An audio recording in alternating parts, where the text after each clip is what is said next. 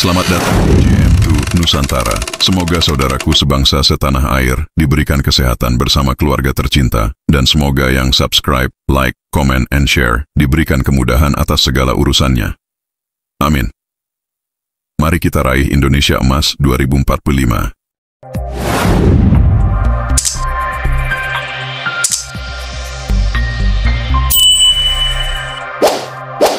Seperti biasa, saya masih ditemani oleh Ustadz Menahem Ali. Selamat Ustadz. Waalaikumsalam warahmatullahi wabarakatuh. Kita pada malam hari ini kedatangan dua tamu ya. Tiba-tiba saja ini tidak ada skenario ya. Jadi kemarin langsung ada pemberitahuan bahwa kita kedatangan tamu. Namanya kita ditamui seseorang yang pasti kita sambut dengan baik. Apalagi ini beliau-beliau adalah kiai yang sangat dimuliakan oleh Allah dari Bandung, yang mempunyai pondok pesantren Al-Hikmah di Garut ya Kiai. Mungkin Ustaz langsung bukan dulu untuk tamu-tamu kita, silakan. Ya. Baik, terima kasih Pak.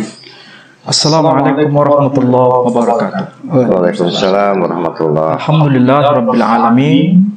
Pada malam hari ini kita kedatangan tamu dari Jawa Barat, yakni Kiai Alawi Nurul Alam, pimpinan pondok pesantren yang ada di Bandung. Kami merasa berterima kasih karena beliau sudi berkenan untuk berkunjung ke perpustakaan kami. Sekaligus kita mencoba untuk mendiskusikan hal yang paling penting, terutama dalam pembahasan dirosah lisaniyah atau diskusi mengenai kata-kata kunci yang tentu saja ini banyak hal yang tidak diketahui oleh masyarakat awam. Tapi saya kira di kalangan para santri pasti paham mengenai ini yang dikaji dalam istilah mufradat. Nah, kali ini kita akan mencoba membahas satu kata kunci yang sangat unik yang dipakai dalam tradisi Timur Tengah, yakni kata syarif, syarifan, asyarif. Ini merupakan istilah kunci yang tentu saja ini penting dipahami oleh masyarakat kita di Indonesia terutama, dan juga masyarakat Malaysia, Brunei, Singapura yang merupakan bagian dari tradisi Melayu. Dan ini tentu saja menjadi sesuatu yang unik untuk dibicarakan pada malam hari ini. Kita akan mencoba merunut penggunaan istilah syarif dari tradisi Ibrahimiyah yang paling awal. Kalau kita belajar tradisi Ibrahimiyah yang paling awal itu adalah tradisi agama Yahudi yang kita kenal sekarang. Kemudian berlanjut pada risalah Nabi Isa alaihissalam, berlanjut pada risalah Nabi kita Muhammad sallallahu alaihi wasallam. Itu masuk kategori tradisi Timur Tengah. Nah, kita akan coba bahas ini nanti Pak. Terima kasih untuk Yai Alawi. Ini dari mana saja ya? Bisa diceritakan sedikit Yai? Ya, assalamualaikum warahmatullahi wabarakatuh. Waalaikumsalam. Alhamdulillah bahwa malam hari ini adalah malam ke-12 mungkin saya safar. Jadi waktu kemarin itu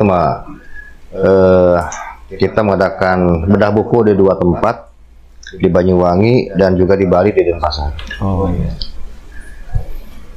Kemudian kita istirahat kemarin itu di Banyuwangi, dan sekarang takdir yang mempertemukan kita sehingga saya harus bertemu dengan idola saya, Profesor Menahem Ali.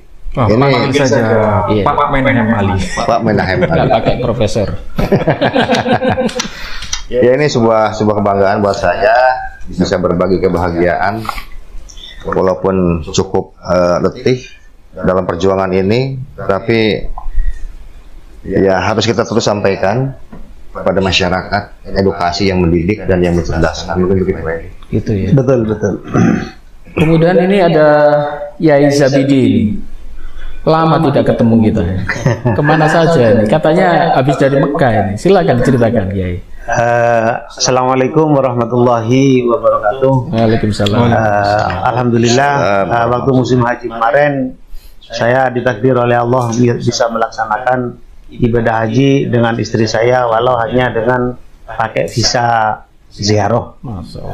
Jadi menurut yang diucapkan oleh Rais Am dan Menteri Agama, katanya kalau visa haji pakai visa ziarah itu katanya gak sah.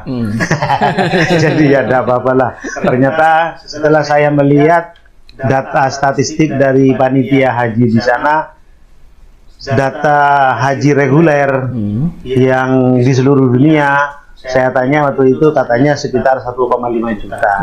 Dan ketika saya lihat yang wukuf di Padang Arafah kurang lebih 4 juta.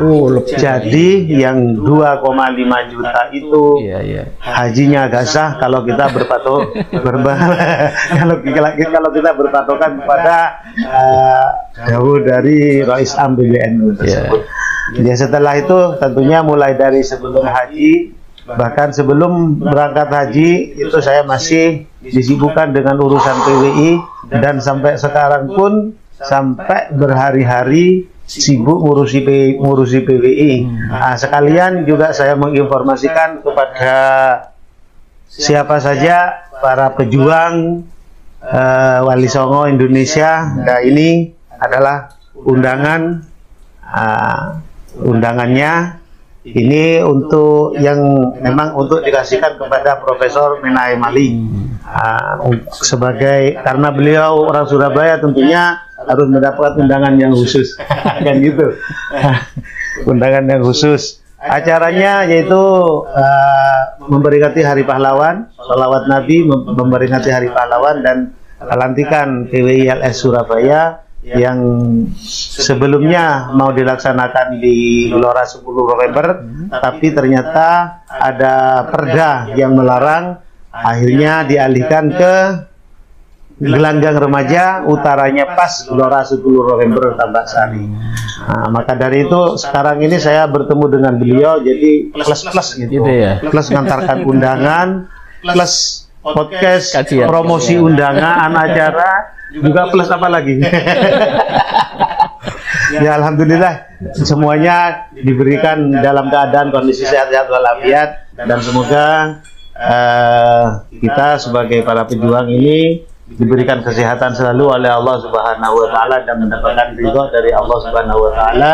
Amin amin ya rabbal alamin. Ya, terima kasih ya Bibi. Kembali ke Ustadz Ali, silakan Ustadz mungkin mau menjelaskan materinya. Silakan. Baik, terima kasih Pak Edi. Kembali pada topik yang akan kita bahas pada malam ini, kita akan diskusi lepas saja. Saya mencoba untuk menelusuri satu kata penting, yakni kata syarif, yang sejak awal telah dipakai pada dokumen yang sangat awal. Yang dimaksud istilah syarif tentu saja dalam konteks bahasa Arab. Dan kita harus mengetahui bahwa bahasa Arab itu tidak baru muncul pada masa risalah Islam Nabi kita Muhammad SAW, tapi bahasa Arab itu sudah dipakai oleh umat terdahulu di kawasan Timur Tengah, apapun agamanya. Dan tentu saja dalam konteks ini, kalau kita mencoba menelusuri data yang paling tua yang bisa akses kepada kita, itu adalah data yang saya pegang ini, yakni yang disebut Torah Emet. Torah Emet itu arti harfiahnya Torah, yakni kalau bahasa Qur'annya itu Taurat. Emet itu benar, jadi Taurat yang benar. Berarti ini dokumen sudah dipakai di kalangan tradisi penganut agama Yahudi. Dan tentu saja menariknya, apa yang saya pegang ini sebagai sebuah dokumen itu ditulis dalam 3 bahasa, tapi dengan huruf yang sama. Mungkin Kiai Nur Alam pernah tahu ada tulisan Arab tapi huruf jim titiknya 3. Ada huruf kaf titiknya 1. Itu dipakai di masyarakat Sunda, dipakai di masyarakat Jawa yang dikenal dengan istilah pegon. Ya. Jadi tulisan Arab, tetapi kalau dibaca bukan bahasa Arab, tapi bahasa daerah. Bisa bahasa Sunda, bisa bahasa Jawa, bisa bahasa Melayu. Nah, di Timur Tengah juga sama. Tapi khususnya dalam tradisi Yahudi, teks yang saya pegang ini menggunakan 3 bahasa yang dipakai di kalangan mereka, yakni pertama bahasa Ibrani dengan huruf Ibrani, kedua bahasa Aram dengan huruf Ibrani, ketiga bahasa Arab dengan huruf Ibrani. Jadi bahasa Arab dengan huruf Ibrani ini dikenal dengan sebutan aksara Yudeo-Arabik, bahasa Arab khas Yahudi atau Al-Arabiyah Al-Yahudiyah. Kalau di bahasa Arab kan istilahnya begitu. Nah, satu kata kunci yang tadi saya sampaikan itu termaktub di dalam Sefer Bereshit atau Kitab Kejadian, pasal 17 ayat yang ke-20. Barangkali sebelum saya sampaikan dalam versi bahasa aslinya, Pak Edi bisa cek dalam bahasa Indonesia dulu. Ya. Kejadian pasal 17 ayat 20. 17 ayat 20. Ini kayak debat ilmiah itu Pak Kiai Alawi ya. Bukan debat ilmiah, ini diskusi ilmiah akademik supaya kita bisa menelusuri data-data itu. 20. Jadi Pak Edi masih buka data, ini juga buka data. Saya bagian nyimak aja. Saya bagian yang menikmati. Sudah ketemu Pak Edi? Macet. Oke, saya baca bahasa aslinya ya, bahasa Ibrani. Di sini tertulis, "Waliyishmael sema'tiha hinne berehti oto wihifreiti oto wihirbeiti oto bemeot shnem ashar nishim Yolid unitatif legoy gadol." Ini bahasa Ibrani. Barangkali teksnya bisa dicek di sini. Tulisan atau hurufnya besar-besar. Kalau baca dari kanan ke kiri sama seperti bahasa Arab. Karena ini ciri dari bahasa Timur Tengah. Jadi kalau dibaca ya dari kanan ke kiri. Wali Ismail sema'tiha hinne berehti oto wihifreiti oto wihirbeiti oto bemeot snem ashar neshim yolid unitatif legoy gadol. Ini ciri khas bahasa Ibrani, saya kira mirip juga bahasa Arab. Contoh, disebut nama Yishmael, kalau bahasa Arabnya Ismail. Di sini ada istilah Shnem Ashar, kalau bahasa Arabnya sama dengan Isnai Ashar. Mirip kan?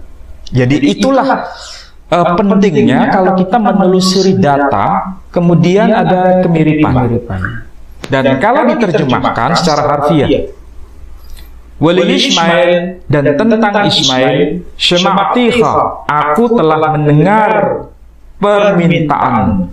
Hinne berehti, aku sesungguhnya akan memberkati oto dia. Wahifreiti oto, dan aku akan memperbanyak keturunan dia.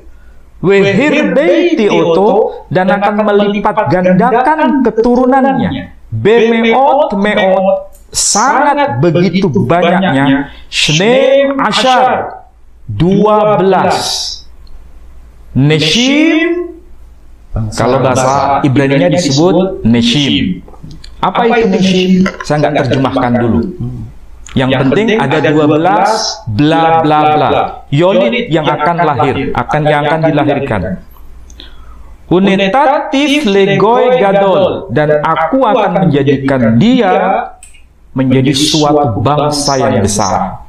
Istilah Neshim bahasa Ibrani ternyata dalam teks bahasa Arab versi Yahudi, saya ulangi lagi, istilah Neshim bahasa Ibrani dalam terjemahan bahasa Arab versi Yahudi itu diterjemahkan syarifan di sini. Mungkin Kiai bisa cek untuk mendeteksi, karena saya mencoba mengumpulkan dari berbagai salinan yang sudah diterbitkan Kiai. Saya bawakannya ada 3 data. 1, ini terbitan Yaman. Ini terbitan Yaman. Orang Yahudi sendiri menyebutnya sebagai Temoni, orang Teman, orang Yaman. Ini terbitan khas Yaman. Yang ini terbitan Turki. Ini terbitan Turki. Makanya di sini tertulis Tafsirut Tefrat Bel Arabiyye. Taurat tafsir. Ini ejaan bahasa Turki. Gold ini bahasa Turki. Ini yang terbitan kedua. Terbitan yang ketiga ini At-Taurat Tafsir Al-Asli min Ma'ali lil Al-Hakha Sa'diyagan bin Yusuf Al-Fayyumi. Ini terbitan dari Syria. Semua ini kalau terbitan dari Syria, maka kita bisa tahu bahwa dokumen-dokumen yang saya pegang tiga ini semuanya bukan terbitan dari Muslim. Ini semua terbitan komunitas Yahudi yang ada di Turki, komunitas Yahudi yang ada di Syria, dan komunitas Yahudi yang ada di Yaman. Jadi tidak ada hubungan sama sekali dengan ulama Islam, tidak ada hubungan sama sekali dengan percetakan Islam. Jadi tidak ada campur tangan sama sekali. Nah, yang menarik tadi saya sebut istilah neshim, yakni yang dalam bahasa bahasa Arabnya disebut sarifan. Nanti supaya Kiai tidak sekedar mendengar, bisa melihat bahwa data atau faktanya itu ada, bisa dicek di sini. Monggo Kiai bisa cek atau periksa di ayat yang ke-20. Ayat yang ke-20. Sebentar. Ayat yang ke-20. Ini 17. Nah, wa fi Ismail.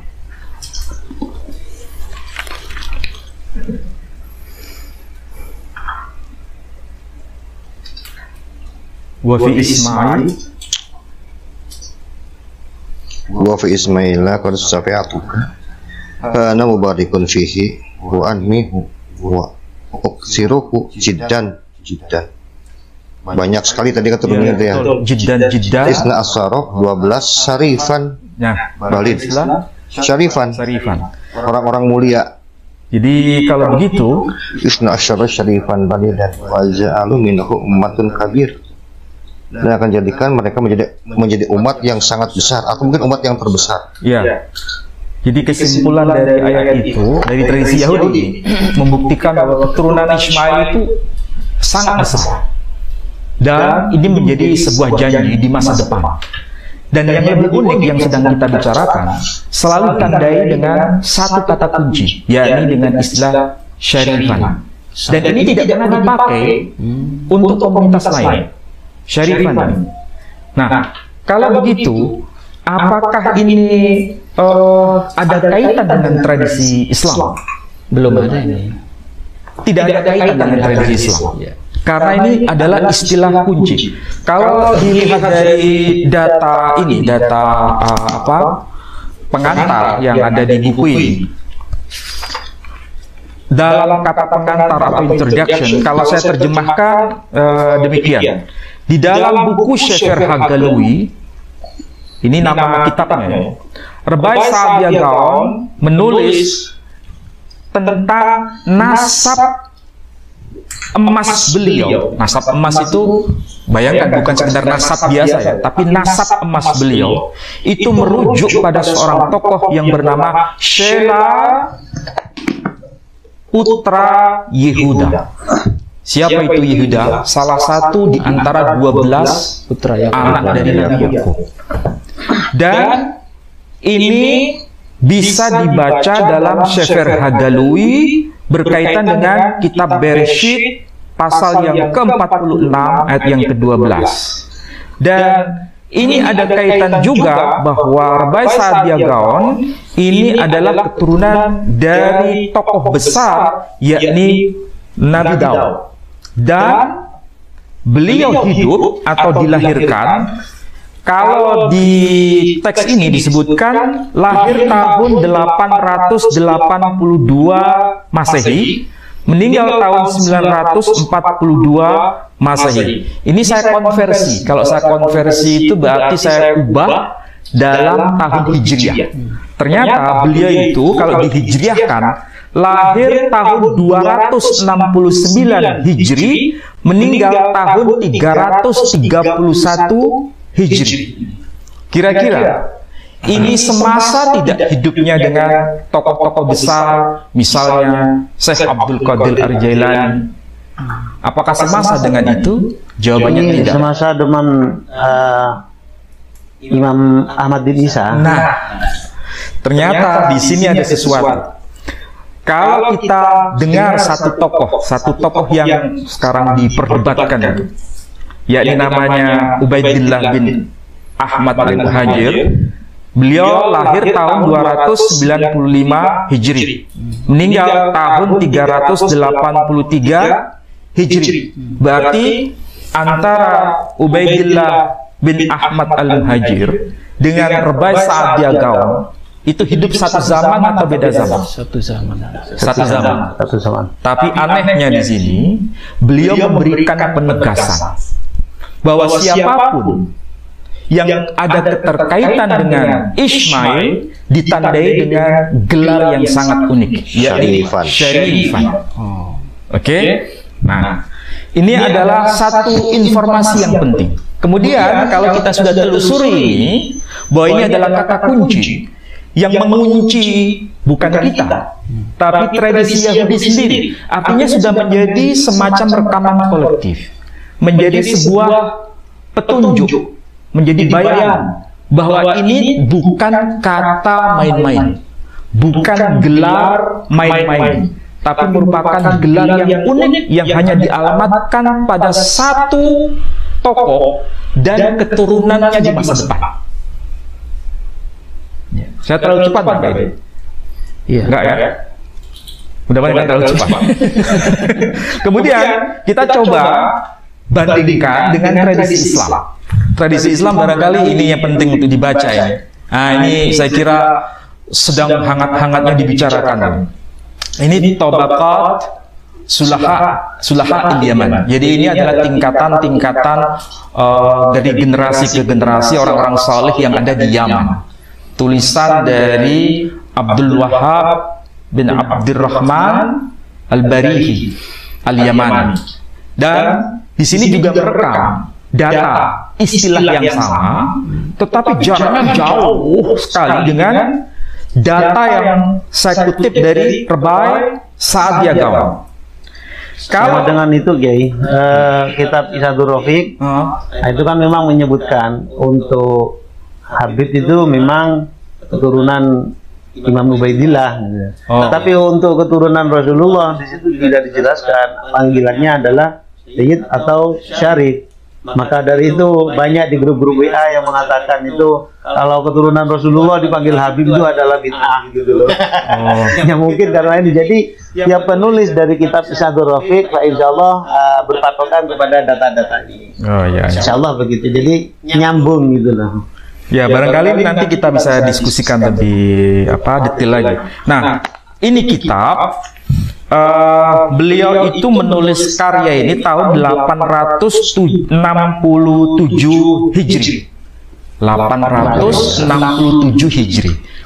Pertengahan abad ke-9 Hijri berarti kan. Ya. Sedangkan Rubai' Sa'adiyah Gawam itu wafat atau meninggal tahun 331 Hijri, abad keempat. Berarti jaraknya berapa abad itu? Jadi abad ke-5 ke abad ke-9, 500 tahun jaraknya. Oke, tetapi di situ nanti ada semacam kode penanda yang sangat tegas. Kalau Rubai' Sa'adiyah Gawam secara eksplisit menyebutkan bahwa istilah syarif hanya ada kaitan dengan Ismail, jadi selain itu tidak disebut syarif. Keturunan Ismail. Ya, harus ada kaitan dengan Ismail dan itu disebut dengan syarif. Kalau gelar selain itu tidak ada kaitan dengan Ismail. Nah, kita bisa lihat dari teks ini. Mungkin nanti Kiai Alawi yang bisa meng-cross-check betul tidak ini ada kaitan dengan tradisi Islam. Nah, ini barangkali Kiai bisa dicek Kiai. Ada istilah kunci yang sama yang dipakai di kitab Al-Barihi.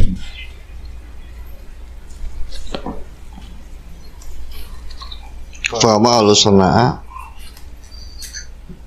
berasal dari ahli Sana'a, berarti ini Yaman. Ya. Sana'a Yaman. Sana'a. Jadi mereka yang tinggal di Sana'a, di kota Sana'a, di negeri Yaman. Ada satu tokoh. Qalamu Syahid wa Syarifu Al-Hidul Ula Mula Alam Wahadi bin Ibrahim bin Ali Al-Maqam. Ada dua nama di sini disebutkan ini Pak Manahem. As-Sayyid As-Syarif. Mereka dikatakan sebagai Syahid dan Syarif.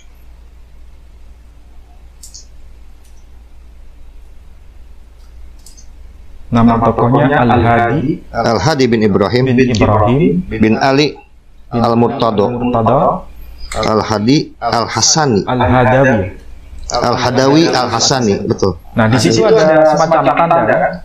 Ada Sayyidus Syarif, jadi ada istilah penegasan Asy-Syarif, dan di situ ada penanda Al-Hasani. Berarti kalau disebut Al-Hasani, dia berarti ada kaitan dengan putra Ali bin Abi Thalib, Sayyidina Hasan.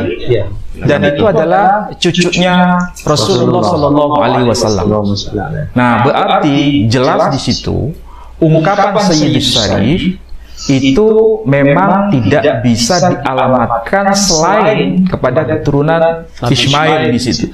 Berarti secara tidak langsung sebenarnya, secara tidak langsung, Rabai Sa'adiyah Gawan itu mengakui bahwa Rasul Shallallahu Alaihi Wasallam, atau lebih tepatnya Muhammad Sallallahu Alaihi Wasallam, itu diakui sebagai orang yang ada kaitan nasab dengan Ismail.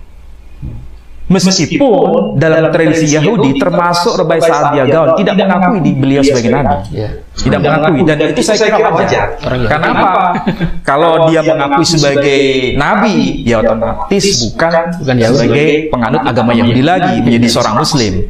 Tapi di sini kita bisa memahami bahwa Rasul atau Nabi kita Muhammad Sallallahu Alaihi Wasallam hanya sebagai seorang tokoh historis itu diakui, nasabnya itu nyambung kepada Ismail, makanya gelar itu pun dialamatkan kepada generasi setelah beliau. Siapa itu? Keturunan Hasan tadi. Keturunan Al-Hasan. Makanya disebut Al-Hasani, karena Al-Hasan putranya Ali, menantunya Nabi, dan Nabi sendiri dan keluarga besarnya termasuk Ali bin Abi Thalib itu nasabnya nyambung kepada Ismail. Dari situ kita bisa paham bahwa kita harus bisa membedakan mana yang disebut sebagai fakta historis, mana yang disebut sebagai klaim teologis. Kalau fakta historis itu nasabnya apapun agamanya tidak mungkin bertabrakan.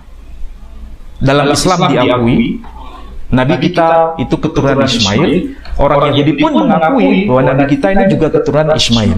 Tapi kalau berkaitan dengan klaim kenabian, nah ini adalah persoalan iman, dan itu adalah wilayah masing-masing. Tapi dari sini kita bisa lihat itu salah satu tokoh yang kemudian disapa dengan Sayyidus Syarif, dan nama belakangnya atau marganya disebut Al-Hasani. Ini dokumen abad ke-9 ternyata, tetapi nyambung di situ. Nah, ini satu contoh. Ada contoh yang kedua, misalnya. Nah, ini contoh yang kedua. Juga menggunakan istilah Al-Hasani. Sayyidus Syarif. Iya, wa minhum Sayyidus Syarif. Wa minhum Sayyidus Syarif Al-Allamah Izzuddin Muhammad bin Ibrahim bin Ali Al-Murtada Al-Hasani. Jadi ada satu tokoh lain di kitab ini abad ke-9 Hijri disebut Sayyidus Syarif, dan belakangnya Al-Hasani. Berarti memang ada semacam legalitas bahwa gelar itu menjadi gelar yang unik dari siapapun yang ada kaitan nasabnya dengan Ismail. Jadi kalau begitu pertanyaannya mungkin ini agak berkelakar. Boleh tidak kalau ada orang yang bukan nasabnya nyambung kepada Ismail, kemudian tiba-tiba menggunakan gelar Syarif? sangat tidak mungkin. Itu kan sama aja menisbatkan seseorang bukan pada bapaknya. Nah, itu barangkali kalau tradisi Islam menyebutnya begitu. Lah hukumnya apa lah kan?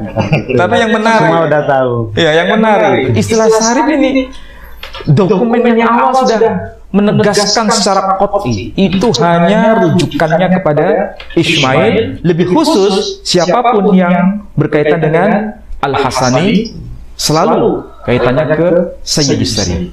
Bahkan barangkali Kiai menemukan sesuatu yang baru. Ya, saya hanya mencoba mengkomparasikan dengan tadi yang terdapat dalam Torah ini, Pak Menahem. Jadi tadi kan sebutnya syarifan. Di sini kan di kalimatnya Sayyidus Syarif. Ini seperti lakob takhusus. Jadi panggilan yang dikhususkan. Jadi sudah takhusus itu hanya mereka yang memiliki. Berarti tidak boleh ada orang lain sekarang yang diizinkan, yang diperbolehkan untuk menggunakan kalimat Sayyidus Syarif, baik Sayyid atau Syarif, kecuali Al-Hasani, Mim Bani Ismail bin Ibrahim. Ya. Ini sekaligus memberikan semacam informasi bahwa apakah kitab yang dikarang atau ditulis atau didokumentasi abad ke-9 itu sudah menjadi pengetahuan umum pada masanya, memang seperti itu. Ya seharusnya kalau sekarang di kalangan para ulama, saya yakin seperti itu. Hanya yang jadi masalahnya bahwa informasi keilmuan kan ada kalanya, Pak Menahim, itu tidak tersampaikan secara merata. Ya, betul. Ya. Mungkin ada perang dan sebagainya. Tapi kan pada intinya bahwa sesuatu yang sifatnya asli, terkenal, apalagi kata sukroh wal istifadoh, ya.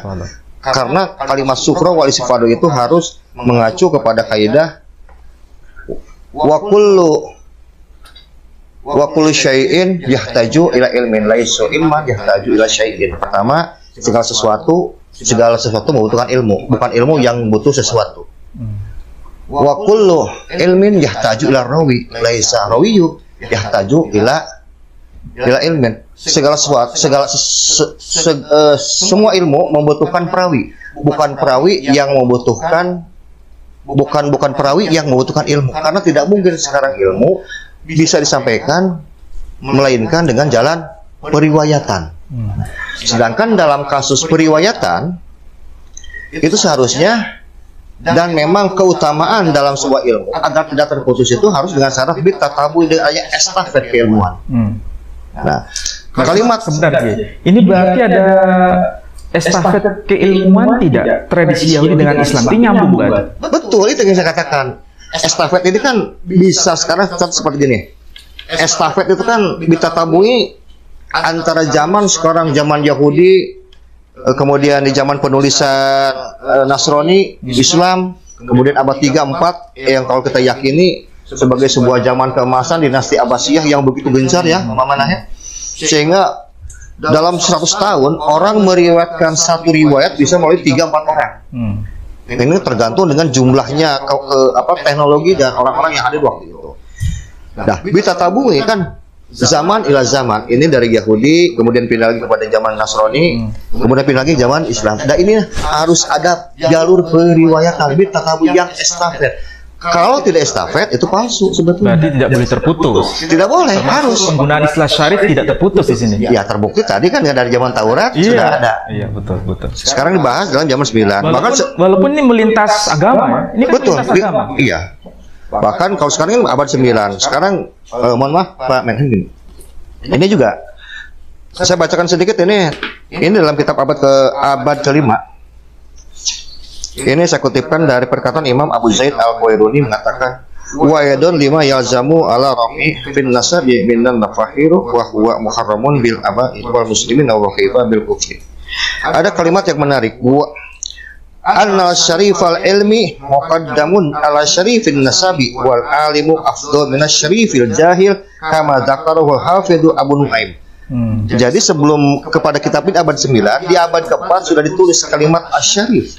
Abad ke-4 ada kesinambungan dengan kalimat yang sama. Iya, sesungguhnya para ulama ahli ilmu lebih utama dibandingkan seorang syarif yang bodoh katanya. Jadi kalimat syarif ini sudah sangat sukhroh wa istifadoh, ternyata dimulai pada zaman ulama lebih mulia, ulama ahli ilmu lebih mulia minas syarifil jahil. Kebalik dengan framing mereka. Oh iya, kurang ngaji itu. Ya, berarti kita bisa simpulkan ya dengan bongkar-bongkar data seperti ini, ternyata agama itu tidak sempit. Tidak hanya dalam konteks literatur Islam, kitab-kitab Islam, tapi kita juga komparasi bandingkan dengan kitab-kitab ahlul kitab sendiri. Itu ada kesinambungan. Ada juga kitab abad ke-6 atau ke-7 dengan judul Syariful Mustafa. Jadi kalimat syarif ini secara tabu estafet itu digunakan terus untuk menisbahkan kepada seseorang yang punya nasab kepada Bani Ismail bin Ibrahim. Jadi kalau di luar Bani Ismail bin Ibrahim, bahkan di luar nasabnya Rasul Sallallahu Alaihi Wasallam, sangat tidak mungkin menggunakan istilah itu. Sangat tidak mungkin ya, dan tidak diizinkan. Jadi tidak berhak seorang menggunakan kalimat syarif, syahid, kecuali yang berasal mereka betul-betul zuriyah Nabi. Nah kan untuk membuktikan keaslian zuriyah Nabi kan perlu sekarang penelitian. Makanya dalam Al-Quran dikatakan itu kan ya ayyuhallazina amanu in ja'akum fasiqun binaba'in fatabayyanu, itu pakai waw dan alif mulazam, artinya riset penelitian yang terus-menerus. Supaya kita bisa mengetahui bahwa berita yang dibawa ini bukan berasal dari orang fasik. Kalau beritanya sekarang tidak cocok, tidak matching, berarti yang bawa ini orang fasik. Seperti sederhana Al-Quran itu. Ya. Saya membacanya dari perspektif yang agak berbeda, Kiai. Kalau saya merujuk pada kitab Yahudi ini, berarti saya punya kesimpulan sederhana. Kaum Yahudi, dan ini diwakili oleh ulama Yahudi sendiri, yang digelari sebagai Hachom. Hachom itu bukan sekedar ustadz biasa, tapi sudah ulama besar. Dan kalau sudah mengatakan syarif, berarti ini sudah menjadi pengetahuan umum yang sudah bersifat syar'iyah dalam tradisi Yahudi. Jadi kalau ada siapapun yang mengaku kemudian bergelar sebagai syarif, yang memantau berarti bukan hanya Muslim, yang memantau juga tradisi Yahudi sendiri. Ini jelas tidak ini nasabnya nyambung kepada Ismail? Kalau tidak nyambung nasabnya kepada Ismail, maka akan menjadi bahan tertawaan bagi orang Yahudi sendiri. Kan kesimpulannya sederhana begitu. Sederhana. Kalau saya lihat dari perspektif Yahudi. Nah, kalau perspektif Islam saya kira punya jawaban sendiri kan. Kalau ada orang yang mengaku kemudian menggunakan gelar dengan istilah syarif, tapi tidak terkonfirmasi dan tidak terverifikasi, kira-kira apa yang akan dilakukan dalam konteks syariah, Kiai? Ya, samalah. Selain ditertawakan juga akan menjadi ada sebuah vonis dari masyarakat. Kan kita tahu bahwa vonis dari masyarakat ini kadang-kadang lebih kejam daripada vonis palunya hakim. Dan ini bisa berlangsung selama berabad-abad sebetulnya. Dan yang sayangkan bahwa bagi kita saat ini Pak Menahem, bahwa orang-orang yang kekeh mengatakan bahwa marga zuriyah Nabi sangat-sangat janggal dan tidak masuk akal. Kenapa nggak mau dites? Kenapa tidak mau diuji coba? Padahal yang saya tahu bahwa semua barang asli itu sudah lulus uji coba. Yang tidak lulus uji coba namanya barang palsu. Jadi ini barang palsu, ngaku-ngaku barang asli. Ini bahaya sebetulnya untuk kebudayaan kita. Jadi masyarakat ini terus dibodohi dengan berbagai macam argumentasi yang sebetulnya tidak akademis dan tidak logis sama sekali. Ini berbahaya sebenarnya bagi bangsa ini. Ya, sebetulnya hal ini berawal dari minimnya data juga. Kalau saya katakan minimnya data juga. Sebab literasi tentang kitab-kitab nasab dan lain-lain gini-gini ini kan gebiarnya ini kan cuman baru-baru ini. Sedangkan ulama-ulama kita sebelumnya literasi kitab-kitab yang sekarang insya Allah tidak seberapa banyak, sehingga yang ada ketika ada orang ngaku-ngaku sebagai duli Rasul, beliaunya cuma husnudzon. Nah, gitu. Namun ketika data dan lain-lain sudah ada begini, apakah tetap masih husnudzon? Ini pertanyaannya. Terus kalau tetap husnudzon, statusnya bagaimana? Nah, ini masalahnya. Jadi kalau bahasa awam begini ya, saya ibaratkan. Kalau misalnya ini ada Pak Edi nih, Pak Edi Prayitno, tiba-tiba menggunakan gelar Syarif Edi Prayitno, itu akan mendapatkan apa ya?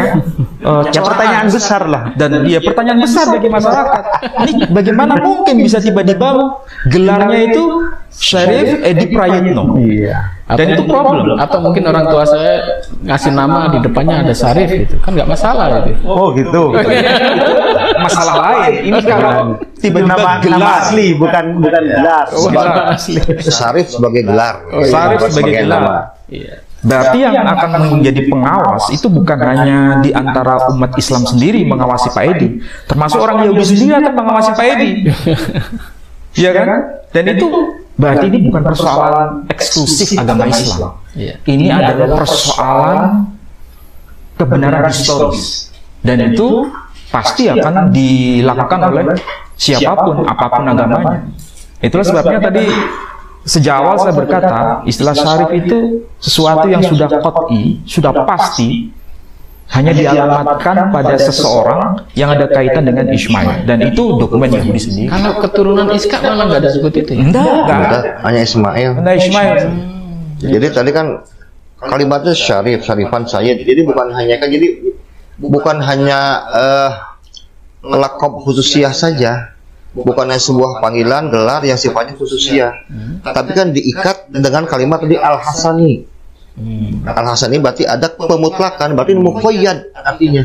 Berarti tidak boleh ada lagi yang memakai.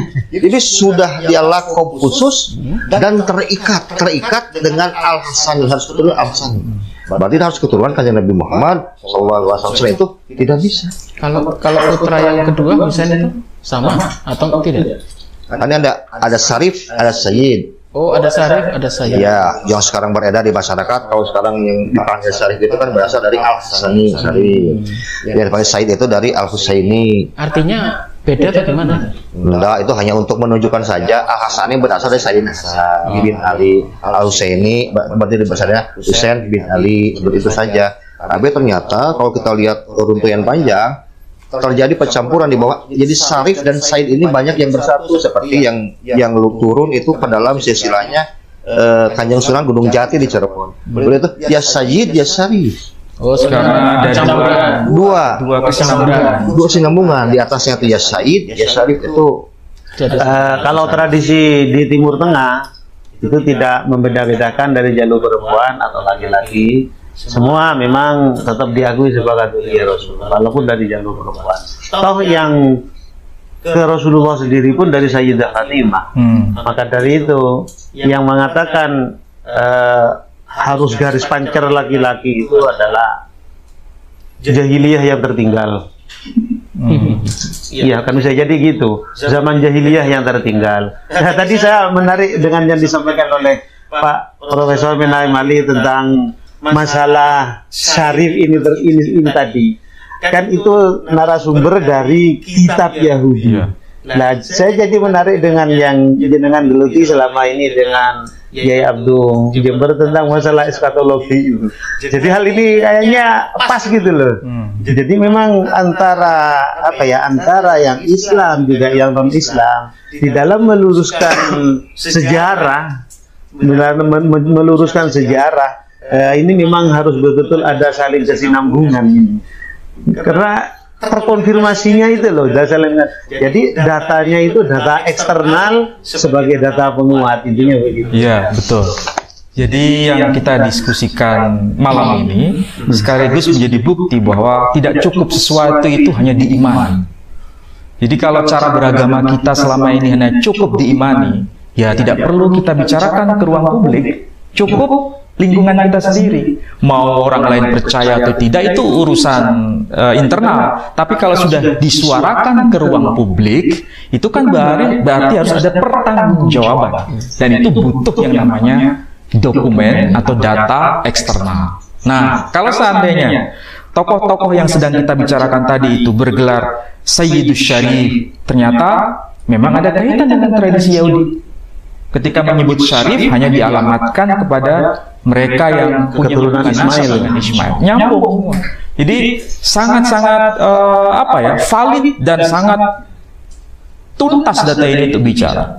Bahkan ada satu tokoh yang barangkali kita juga heran kenapa ya kalau di lingkungan kita di Indonesia ini menyebut tokoh yang bernama Syekh Abdul Qadir Al-Jilani selalu itu menjadi sesuatu memori kolektif. Ternyata itu ada kaitannya dengan gelar yang beliau punya, yakni dengan ungkapan syarif juga. Dan ini bisa dibaca di kitab ini juga. Kitab ini misalnya ya. Faminhum Sayyidina Syarif Al-Hasib An-Nasib At-Tahir, sampai pada nama disebutkan Syamsuddin Ibn Ali Ibn Syarif Ruknuddin Mahmud Al-Muttasil Nasabuhu Bisyarif Muhyiddin Abdul Qadir Al-Jilani At-Thabit. Nah, disebutkan At-Thabit An-Nasabu ila Sayyidina Rasulullah Sallallahu Alaihi Wasallam.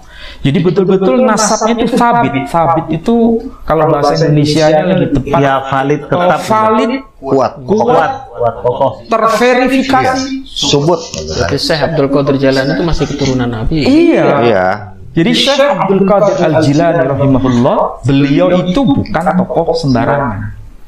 Dan orang-orang besar di Indonesia ini masih ada juga yang nasabnya nyambung kepada beliau, cuma nggak pernah itu memproklamirkan diri, mendagangkan nasabnya, nasab di ruang publik, nggak pernah.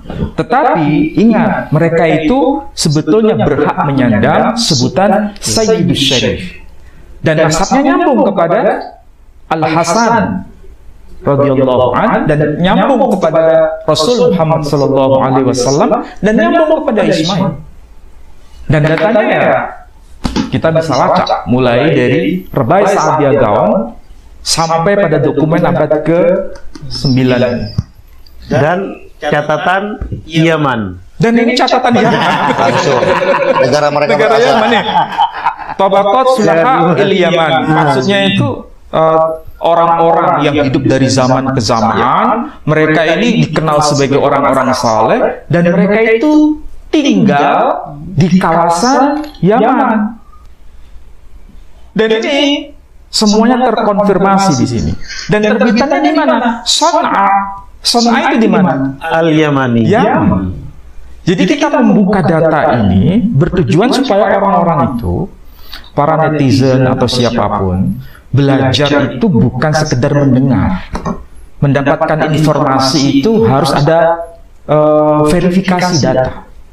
Dan kalau dengan membuka data seperti ini, saya kira Kiai Alawi sudah membiasakan diri, apalagi berkaitan dengan rijalul hadis, itu kan sangat-sangat ketat, lebih ketat dari pembahasan soal lebih kejam. Iya, betul. Ada nggak? Masih abu-abu aja nggak masuk? Betul. Mungkin Kiai bisa jelaskan ini lebih mendalam lagi nih soal yang kita bahas tadi. Silakan. Ya, saya ingin sambungkan dengan ilmu rijalul hadis. Jadi kenapa saya senang dengan ilmu rijalul hadis? Saya pernah belajar di pesantren. Jadi ilmu ini sangat-sangat objektif. Kita bicara langsung rijal, orangnya. Kalau orangnya ada, mana datanya? Kalau nggak ada, berarti nggak ada orangnya. Selesai. Apa namanya? Jadi nggak perlu ngeyang, nggak usah ngarang-ngarang. Kalau disebut majhul, berarti ini bagaimana nih? Ya tidak dikenal, nggak ada, atau goib sebetulnya. Gitu. Seperti tadi kan setiap ilmu kan butuh perawi. Syaratnya setiap ilmu butuh perawi. Kita tidak bicara perawinya agama apa, enggak. Perawinya mana? Supaya apa? Bisa kita konfirmasi, bisa kita verifikasi, bisa dicek dan dicek. Perawi itu kalau dalam bahasa awam umum itu kan orang yang meriwayatkan. Betul. Sama seperti Sa'adiyah Gaon kan boleh disebut sebagai perawi. Oh iya. Dalam arti umum ya. Perawi itu, jadi kalau ilmu rijalul hadis adalah ilmu yang menceritakan seseorang yang dianggap membawa berita di masa lalu sampai zaman dia hidup, namanya perawi. Jadi boleh siapa saja, boleh. Gitu. Seperti tadi kan dari mulai abad 3, abad 4, ya kan gitu. Perawinya siapa? Kan nggak mungkin itu kitab ditulis nggak ada orangnya. Pasti ada orang yang nulis dan ada yang meriwayatkan. Tadi sebutkan bahwa Syekh Abdul Qadir Jilani tulis dia pertama dari siapa, berhubung. Itu kan orang yang meriwayatkan. Dan ketika memunculkan nama seseorang dalam Riyul Hadis, pertanggung jawabannya adalah datanya mana, si Fulan bin Fulan, ibu bapaknya siapa, pasakasinya seperti apa, prestasinya, apakah dia pernah ngaji sama di mana, pesantren apa, punya karangan, punya kelebihan, lalu sekarang seperti apakah ada pujian dari ulama yang hidup semasa dengannya. Nah itu kajian dari Jalur Hadis. Jadi kayak interogasi kalau dari Jalur Hadis itu. Muridnya siapa, sahabatnya siapa, gurunya siapa. Harus begitu. Nah, gurunya siapa, sahabatnya siapa, itu dirangkum dalam kitab Tobaqoh, baik Tobaqoh sekarang, Tobaqoh Yaman, Tobaqoh Al-Iraq, kemudian Tobaqoh Al-Basri, dalam Tobaqoh Al-Fuqaha Asy-Syafi'iyah, dalam Tobaqoh Asy-Syafi'i Al-Kubra, Al-Kabir. Jadi Tobaqoh itu tingkatan, kalau bahasa gampang itu, kalau bahasa pesantren itu satu Tobaqoh ini, anggap aja kita pernah pesantren, ini sekelas semuanya, pernah seguru seilmu, pernah ngalogat bareng, ngaji bareng, mendapat ilmu yang sama dari guru kita dan meriwayatkan semuanya dari guru yang sama. Namanya satu Tobaqoh, satu kelas. Maka sudah ada alumnian ya Pak Menahim. Ya itu satu Tobaqoh atau alumnian itu. Bahasanya gampang. Nah, saya yakin Tobaqoh Yaman itu begitu ceritanya. Ini abad ini muridnya, gurunya ke sini. Ini guru fikihnya ini guru hadisnya Itu akan ditulis semua. Jadi saling cross check ya. Iya, saling cross check karena itu kebiasaan ulama kan sebagai pewaris para nabi. Menjaga ilmu itu harus dengan perawi. Tadi kan sudah disampaikan oleh pendeta apa tadi, buku apa itu? Bukunya Rebai Saadiagawan. Rebai Saadiagawan. Begitu kata Rebai Saadiagawan, dialah perawi. Dalam buku ini, dan ternyata apa yang dia sampaikan dibenarkan dalam kitab-kitab kita, tradisi kita berabad-abad setelahnya dan bersambung dengan tidak ada perbedaan, bahkan mungkin lebih luas cara penjelasannya gitu. Nah inilah yang menarik. Seperti kalau kita kembalikan pada abad 3 dan abad 4, karena ada dua orang yang dianggap ulama yang luar biasa pangkat jabatannya. Ini abad ketiga loh ya, sudah ada catatan Oh iya, luar biasa. Abad ketiga Hijri sudah ada catatan begitu. Ya katanya dia lahir dari keluarga bangsawan. Ulama bukan ulama biasa-biasa, Freddy. Pangkatnya luar biasa itu, mustahid. Wih, luar biasa itu. Terus kita tanya, mana data kelahirannya? Yang menyaksikan lahirnya siapa? Pernah berguru di mana? Gurunya di mana? Ngajinya sama siapa? Muridnya siapa? Gurunya siapa? Karya tulisnya, prestasinya mana karya tulisnya? Jawabannya nggak ada. Kenapa nggak ada? Karena tidak pernah dilahirkan di alam dunia, titik. Selesai. Itu ilmu Jalur Hadis. Selesai. Kalau saya begini, Kiai, kalaupun tidak ada karya aslinya, judulnya apa gitu, minimal kaul beliau atau kaul sang tokoh ini dicatat oleh generasi, dinukil oleh orang lain. Betul. Ada salahnya? Tidak ada. Saya itu kan 6 bulan ya kurang lebih itu saya meneliti dari 50 kitab dan 11.400 jalur periwayatan yang saya cari itu karena keilmuannya. Betul nggak dia ini ulama? 11.000 itu 6 bulan. 6 bulan. Nah kalau yang 7 juta itu berapa tahun? Yang 7 juta hadis itu berapa tahun? Itu menghayal itu. Oh, menghayal. Iya. Ngayal itu mah aneh. 7 juta hadis tapi nggak punya karya gitu. Luar biasa. Enggak. Kalau 7 juta hadis itu saya nggak habis pikir. Jadi Rasulullah itu cerewet gitu kah gitu. Kalau saya berpikiran gitu. Sampai saya rinci yang namanya Abdillah, Ubaidillah bin Anu semua saya tulis. Satu kitab selesai nggak ada. Pindah lagi kitab yang lain dan nggak ada sampai kitab Durrul Mansur Imam Jalaluddin Asyuyuti itu saya cek dari abad ketiga dari seorang ulama yang pasti kenal, seorang mufassirin yang sangat populer, Imam Ibnu Jarir At-Tabari. Tidak ada. Abad 3 sampai abad 12 kita cari. Tidak ada sama sekali yang namanya itu. Jadi cara sosok sebagai seseorang yang diulamakan tidak ada. Betul-betul nihil sama sekali. Dan betul tadi harusnya kan ada asarnya ulama. Qala Imam Asy-Syafi'i, qala Imam Malik bin Anas. Mesti dinukil kalau ya, dan saya cek yang namanya mustahid itu semuanya di atas 100. Bahkan yang saya pernah catat itu bahwa qala Imam Asy-Syafi'i saja itu sudah 1.600 perkataan. 100 kaul. Oh, perkataan beliau saja. Dan itu pun belum lengkap. Jadi kalau mustahid itu pasti banyak. Makanya saya aneh apabila ternyata mereka menemukan ada 10 perkataan gitu, Pak Manahem. Satu aja nggak ada, Satu aja. Sampai sekarang belum saya temukan.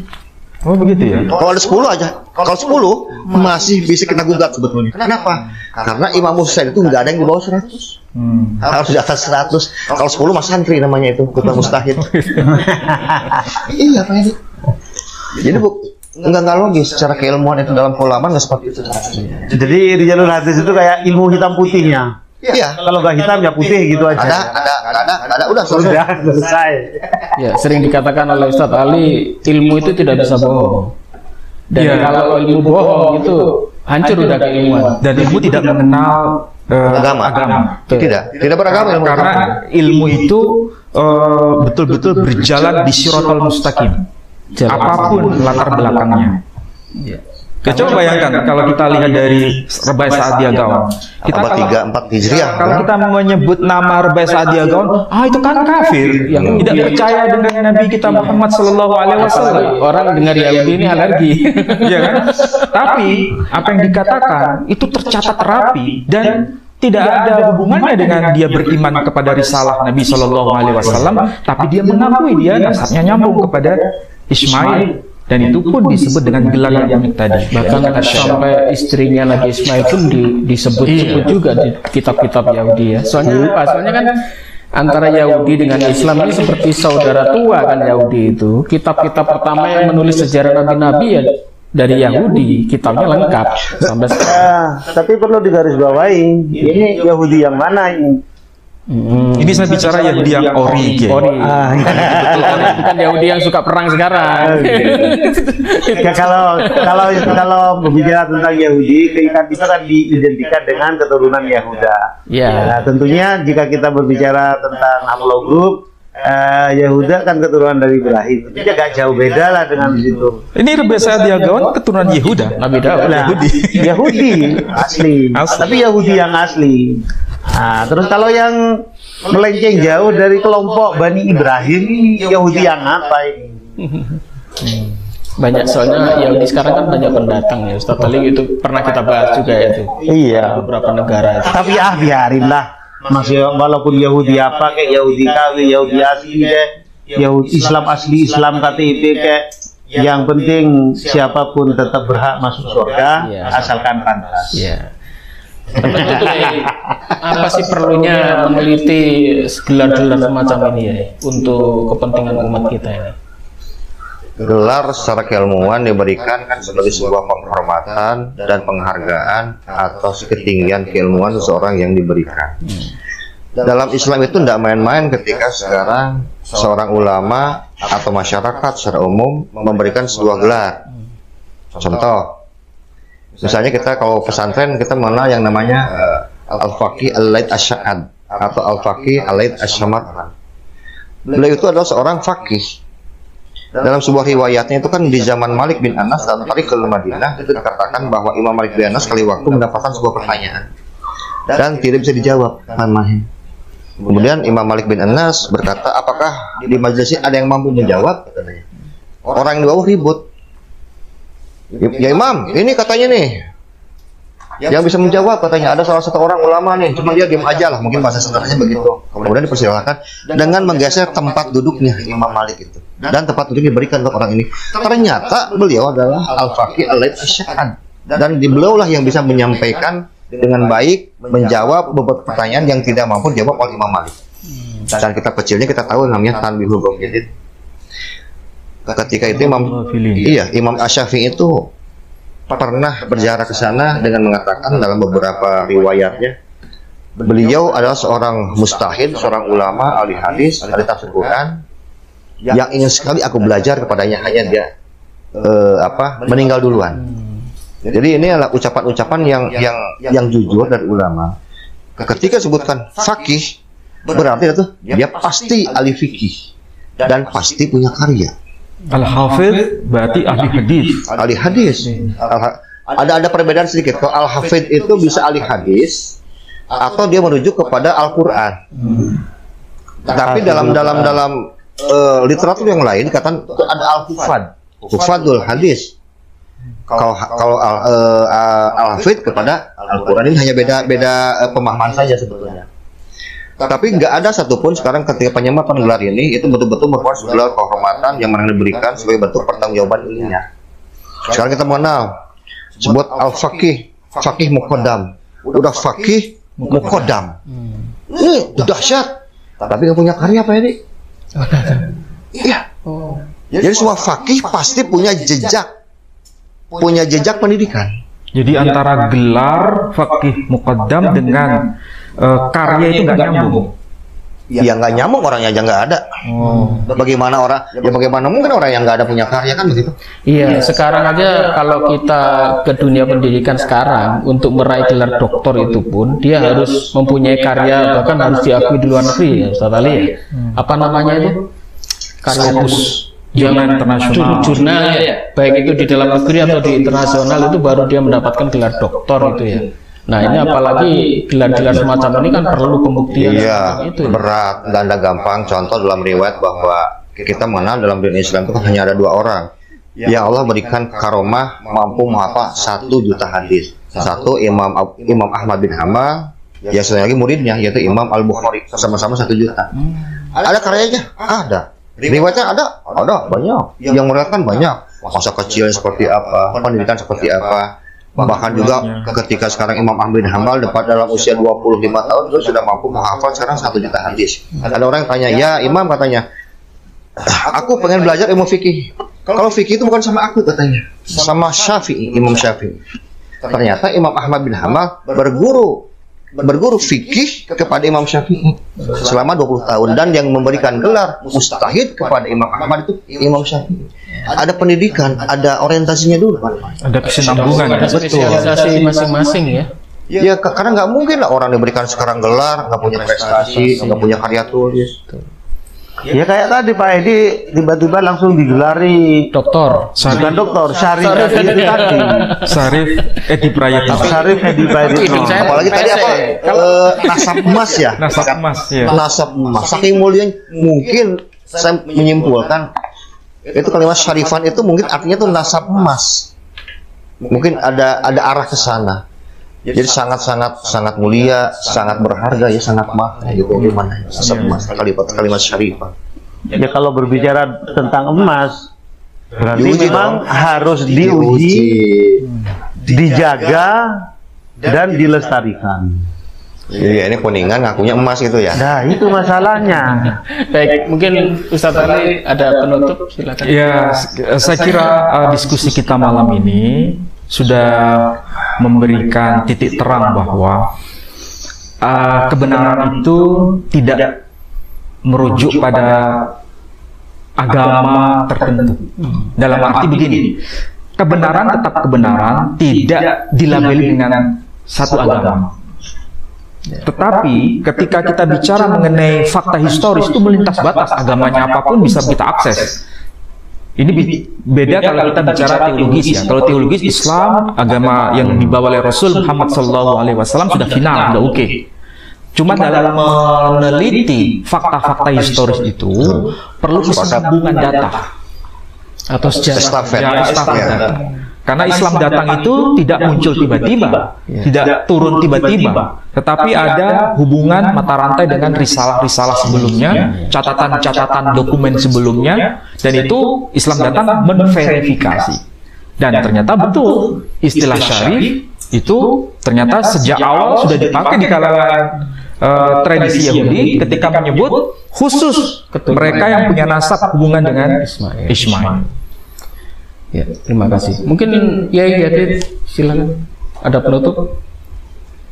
Penutup saya tidak banyak, cuman hanya dengan adanya diskusi kita pada malam hari ini semakin banyak yang tercerahkan, dan satu yang sangat saya garis bawahi di masalah yang diulas sejak tadi ialah tentang masalah ilmu itu universal. Jadi tidak apa itu label tidak menentukan itu agama apa.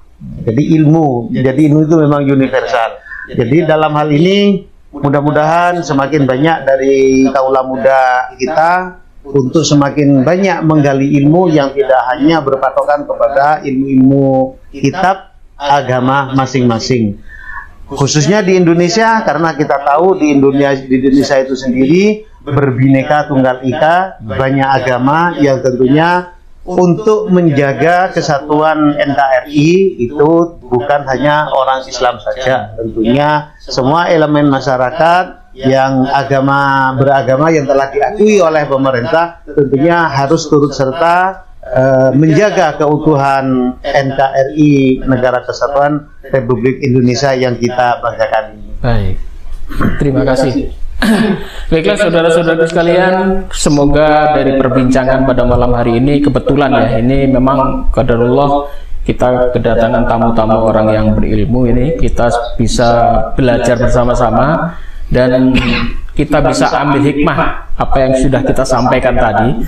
Ini tidak ingin mendiskreditkan kelompok tertentu ya. Kita dari awal ini berbicara soal ilmu, soal fakta sejarah dan sebagainya yang menyangkut soal keturunan dari Nabi Ismail hingga keturunan Nabi Muhammad.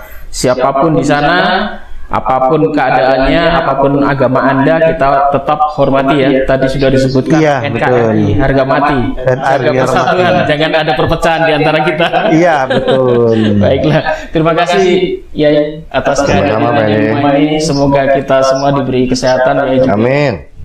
Terima kasih Ustaz ya Dedi. Ya, sama-sama. Baiklah, saudara-saudaraku sekalian, pada akhir pertemuan pada malam hari ini kita tutup. Wabillahi taufik hidayah. Wassalamualaikum warahmatullahi wabarakatuh. Waalaikumsalam warahmatullahi wabarakatuh.